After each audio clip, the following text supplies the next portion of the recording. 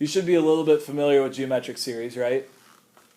So geometric series is a series of this form. This is a more formal way of writing it than you probably experience often. But we have some starting term, and then we multiply by r to get the next one. Then we multiply that by r to get the next one. We multiply that by r to get the next one. So we're multiplying by a common ratio. So note that each term in this series is obtained by multiplying the previous term by r. And in sigma notation, that's going to look like this. Now, the reason we put the n minus 1 there is so that our first term, when n equals 1, is just going to be a by itself. So it would be a times r to the 0. So notice also then that the general term is a times r to the n minus 1, just to be consistent with that. So for a geometric series where the first term is 1 and r equals 2, what's that series going to look like?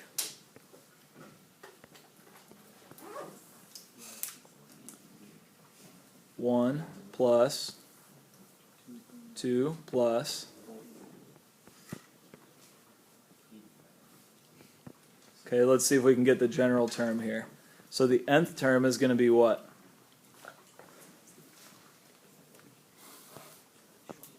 So I'm going to just make some notes here. So we have 1, and then we have 1 times 2, and then we have 1 times 2 times 2, then we have 1 times 2 times 2 times 2.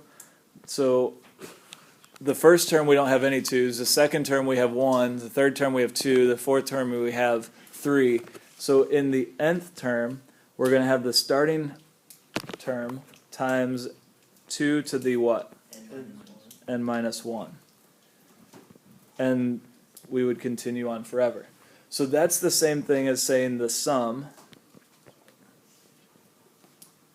from n equals 1 to, we're going to make this infinite, of what? What can I put here in my sigma to represent this?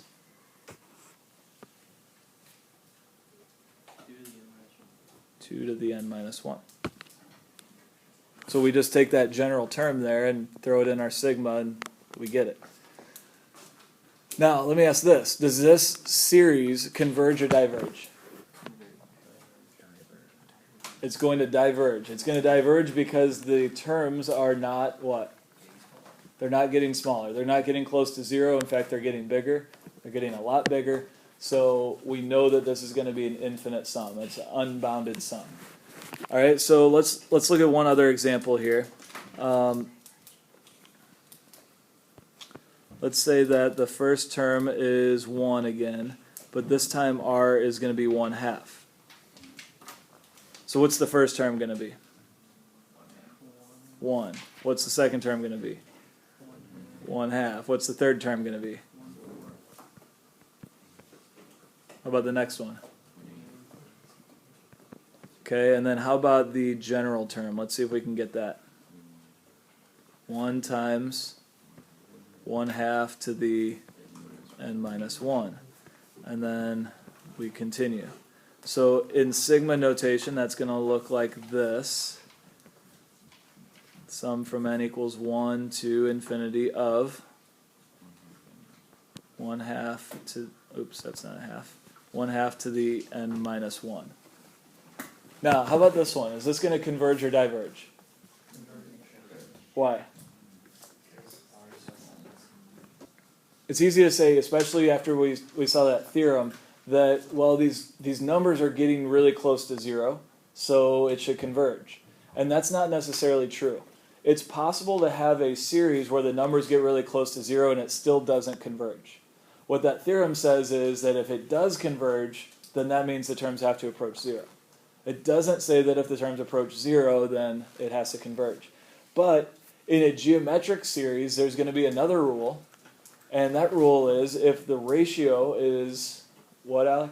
Less than 1. If the ratio is less than 1 or greater than -1, then it's going to converge.